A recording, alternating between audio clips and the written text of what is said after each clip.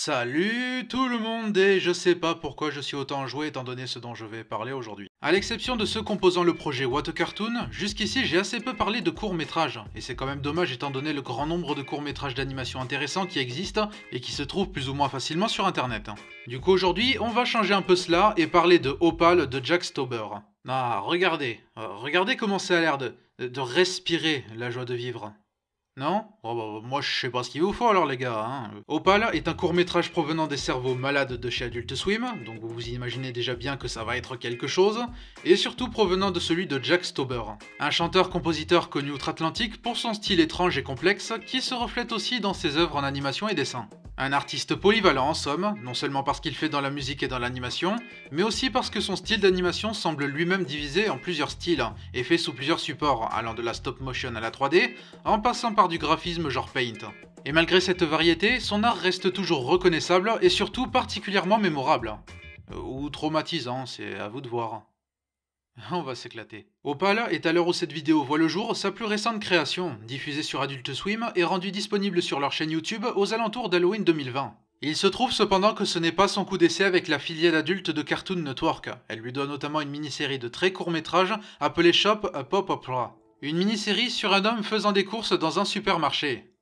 Puis il se passe des trucs chelous métaphoriques. Non, évidemment, je simplifie pour la blague. Ça fait partie du style de Jack Stauber de produire des choses apparemment sans aucun sens, mais qui veulent dire quelque chose, comme il le dit lui-même vis-à-vis des paroles de ses chansons. Personnellement, c'est avec Opal que j'ai découvert cet artiste, et je peux vous dire que c'était une sacrée porte d'entrée. Mon estomac se souvient encore du coup de poing qu'il a pris ce jour-là. En observant les autres travaux de Stauber, on remarque que Opal adopte la même approche que certains de ses courts clips, avec un format 4/3 et une image donnant l'impression de regarder le petit film sur une vieille télé, et une animation majoritairement en pâte à modeler, mais avec des touches de 3D, de 2D et des incrustations en live action. On retrouve de tout ça dans Opal, et visuellement déjà, on sent que Jack Stauber est un esprit très créatif, ça fourmille de détails, et je reviendrai là-dessus, et ça contribue très bien à l'atmosphère dégagée par ce court-métrage. Ça a une allure pas mal mélancolique et surtout troublante, avec ses designs exagérés de partout, et le mélange des styles, on voit que ce n'est pas complètement de la stop-motion, par exemple au niveau des corps au début qui ne bougent clairement pas en image par image.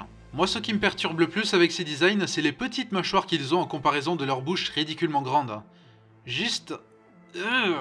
On retrouve aussi quelques séquences musicales. Bah ouais, c'est pas parce que Jack Stauber fait aussi de l'animation qu'il renonce à ses autres compétences. Un truc amusant, c'est que les moments musicaux dans Opal font grosso modo la même durée que beaucoup de ses autres clips musicaux, c'est-à-dire 1 minute ou moins. À la différence que Opal ne se contente pas de les assembler, mais les entoure d'une véritable intrigue. Mais du coup, Opal, ça raconte quoi? Alors étant donné que c'est un court-métrage, je vais en faire une description assez légère pour le moment, afin de ne pas trop rentrer dans les détails et vous gâcher quelque chose si vous ne l'avez pas vu, je vous préviendrai quand j'en viendrai à la partie spoiler. C'est donc centré sur une petite fille nommée Opal qui passe de beaux moments avec sa famille, jusqu'à ce qu'elle voie la maison en face de la sienne.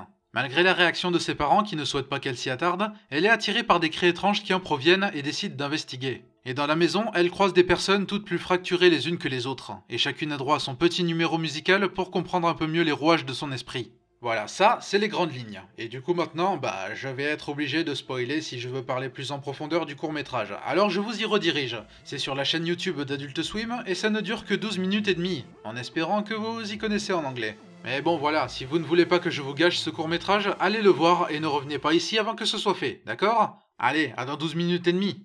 Bon, maintenant que tous ces crétins sont partis, reprenons. Les personnes sur lesquelles Opal tombe au fur et à mesure, au nombre de 3, semblent déjà donner un indice sur ce qu'ils représentent vraiment. Il y a un vieil homme plus un homme et une femme dans la fleur de l'âge. On penserait d'abord à une sorte de version miroir de Coraline, avec la petite fille tombant sur une version alternative de sa famille, à la différence qu'elle est plus désespérée que sa famille d'origine. Sauf que ces 3 personnes semblent confondre la petite fille avec une autre prénommée Claire, et il s'avère que, ils ne la confondaient pas avec elle, puisque cette petite fille est la dénommée Claire. Tin. Et évidemment, c'est ouvertement révélé aux spectateurs au détour d'un shot particulièrement poignant, après que la petite fille se réfugie au grenier d'où provenaient les plaintes qu'elle entendait au début.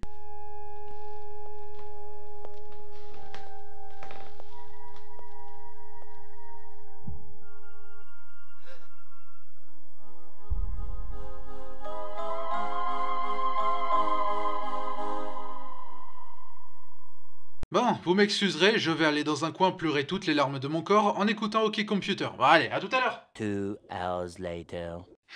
Du coup, si dans les grandes lignes, il n'y a qu'une seule interprétation possible du twist final, et c'est donc que Opal était clair depuis le début et que les personnes fracturées occupant cette maison sont sa vraie famille, ça ne veut pas dire qu'il n'y a pas matière à analyse pour le reste du court-métrage. Bien au contraire.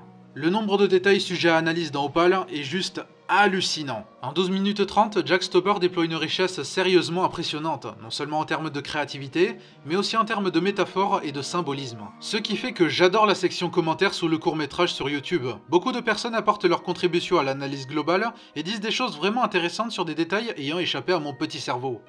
Ça et quelques blagues marrantes. Ce qui m'a vite frappé avec Opal, c'est l'incroyable sens du foreshadowing. Pour ceux qui ne savent pas, le foreshadowing, c'est comme ça qu'on définit des éléments disséminés dans la narration, qui sont des indices relatifs à un événement qui se déroule plus tard, ou à une révélation. Et le début est un foreshadowing assez dingue relatif au twist final, avec beaucoup de détails donc.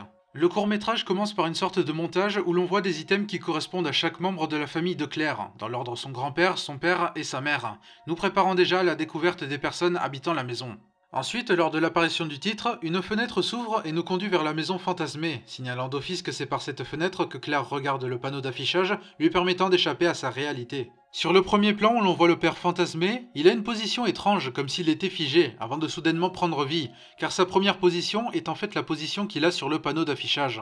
En prenant vie, il signale que la fantaisie de Claire vient de démarrer. Claire qui a une tête toute renfrognée lors de sa première apparition sans qu'on ne comprenne trop pourquoi, jusqu'à ce qu'on se rende compte que c'est la tête qu'elle fait en se forçant à se réfugier dans ses fantasmes.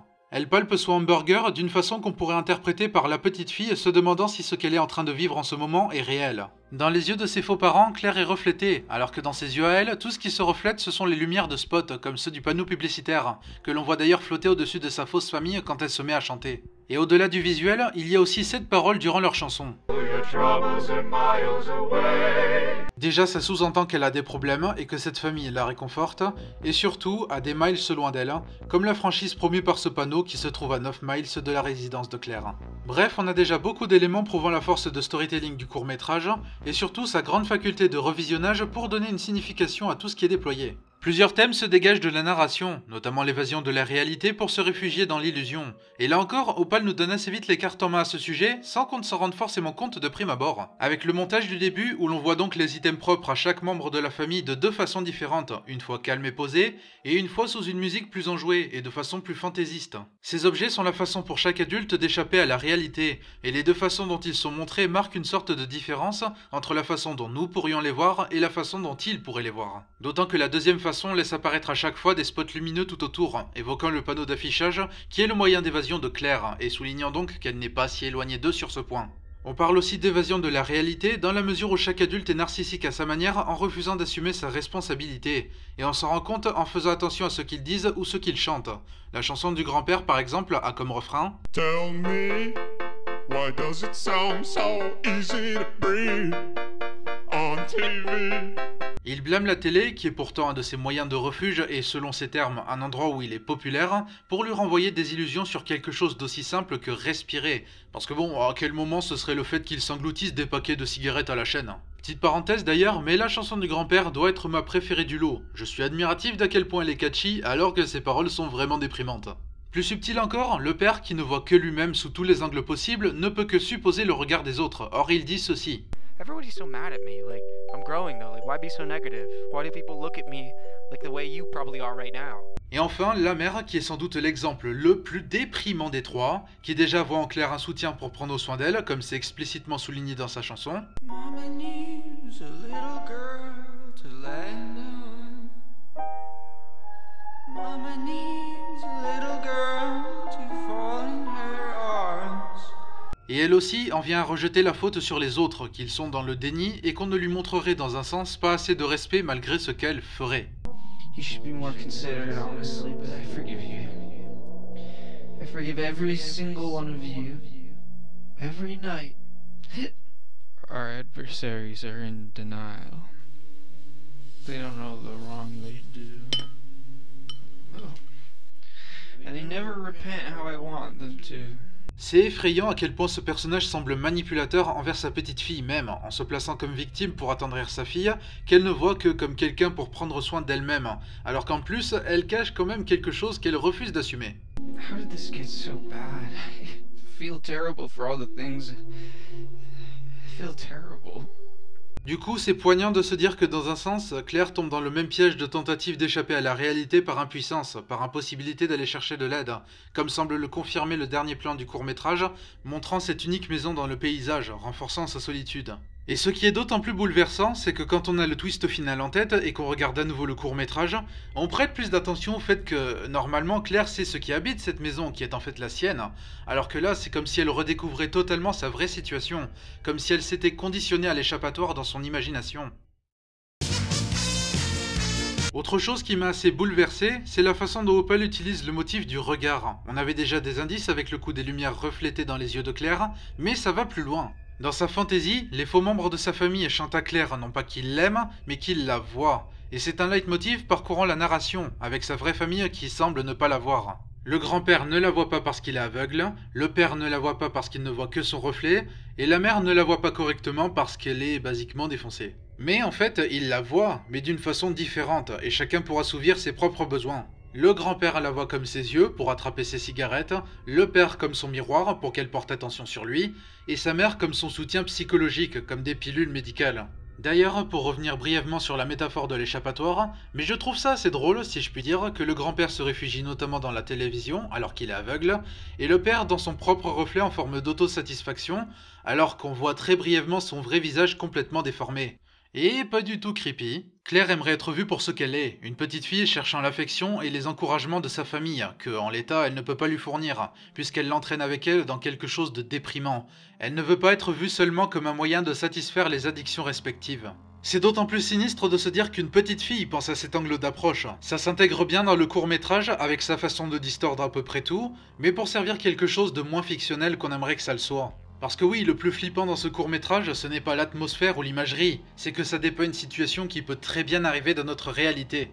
Une famille complètement brisée et portée sur les insécurités, se réfugiant dans l'imaginaire et les addictions au lieu de chercher de l'aide pour faire porter le chapeau aux autres, et un enfant ne pouvant rien faire d'autre que d'assister à cela, voire leur servir de passerelle, c'est effrayant parce que ça peut arriver. J'ai un immense respect pour les œuvres nous rappelant que la vraie horreur, ce n'est pas forcément des monstres sanguinaires, des créatures déplaisantes à regarder ou que sais-je, mais que ça peut provenir de situations réalistes et de notre nature humaine.